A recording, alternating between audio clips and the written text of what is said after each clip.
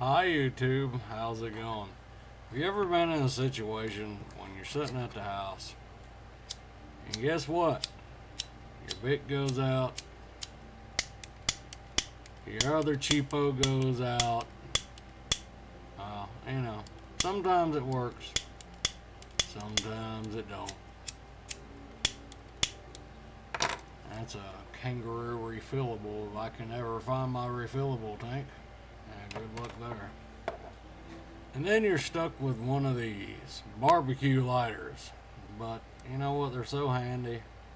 And they usually do last just about as long as a Bic because they use a Bic without the flint and lever assembly on it inside.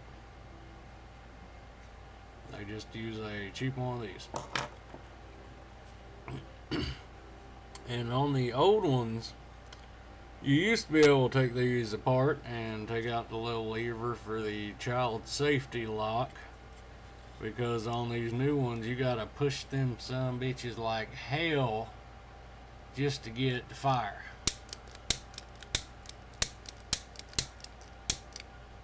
If you don't push it good enough, it ain't gonna fire. You gotta push it down really hard.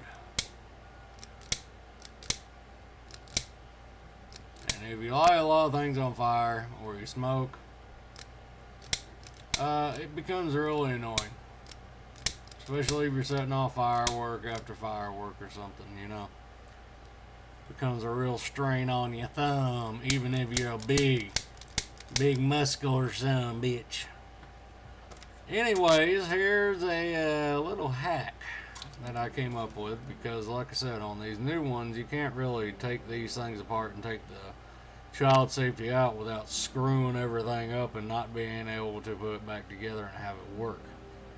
On the ones they made about 10 years ago, yeah, you could take out the little lever and the thumb press and everything else in the spring and it would work flawlessly. But on these new ones, they try to make them tamper resistant so you can't bypass the child safety lock without tearing up the lighter and having to buy a new one.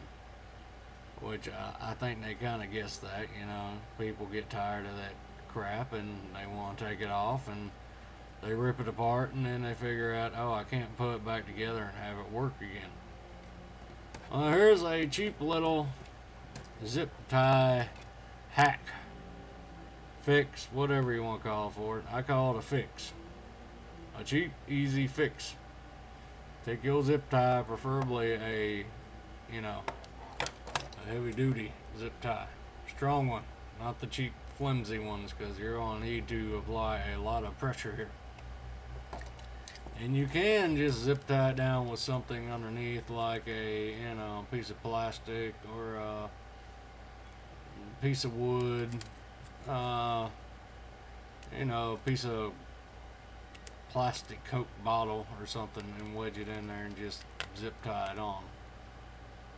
But why do that when you have a nub already on the zip tie? However, the problem is when you tighten up a zip tie, the nub is on the outside of the loop. When we need that nub on the inside of the loop. So I guess you kind of see what we're going to have to do here.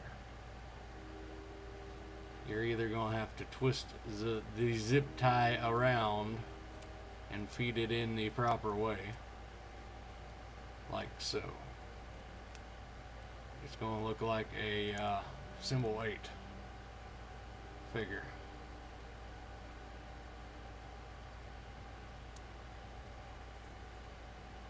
Or you can take it and bend it around like a heart shape, like so. And then you're going to have to tighten it down, and then you can trim it off, and that little nub will help hold down the button when you tighten it up.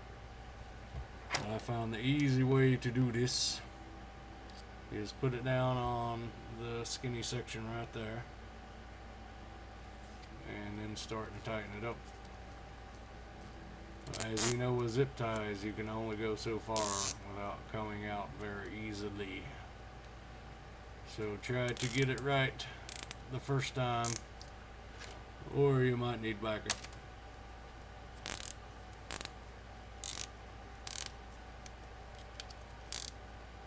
Zip, zip.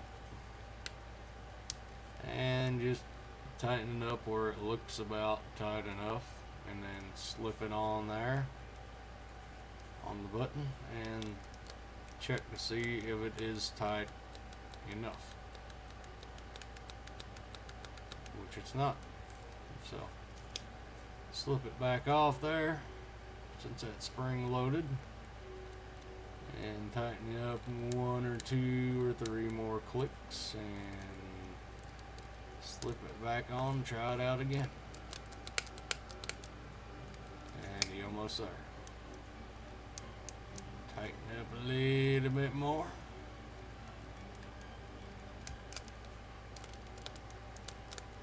And we are almost there.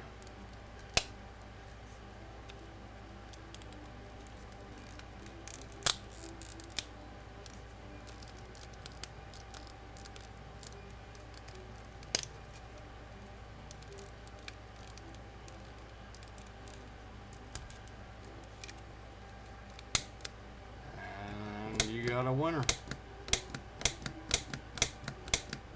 Winner. Chicken dinner. And take your cutters, if you got cutters. If you don't have cutters, then what works just as well is a big nail clipper. And then you can get in there, preferably underneath that little loop you've made, and trim it off flush. Might be a little easier with the snips. There we go. And then you can tuck that little sharp edge underneath there, so you've got a pretty clean looking ring around it. And if you notice, it doesn't interfere with the button at all if you get it angled correctly. And then you don't have to use your thumb anymore. And if you want to, I mean, it does make a nice little thumb catch there, but you don't have to apply any pressure. And you can actually hold it way back here.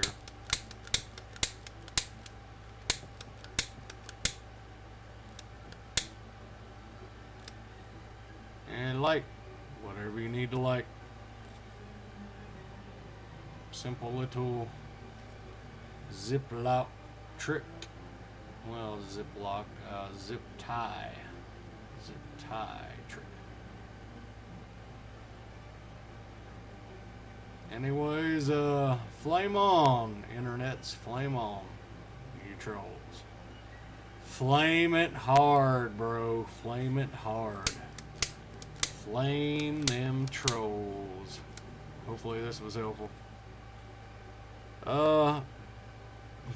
Let's start this shit. If you like it, thumbs up. If you don't like it, thumbs down. And who gives a shit if you do either, because I don't. Have a great day, YouTube. Don't set anything on fire, including yourself or your cat or your friends or family. They might get mad.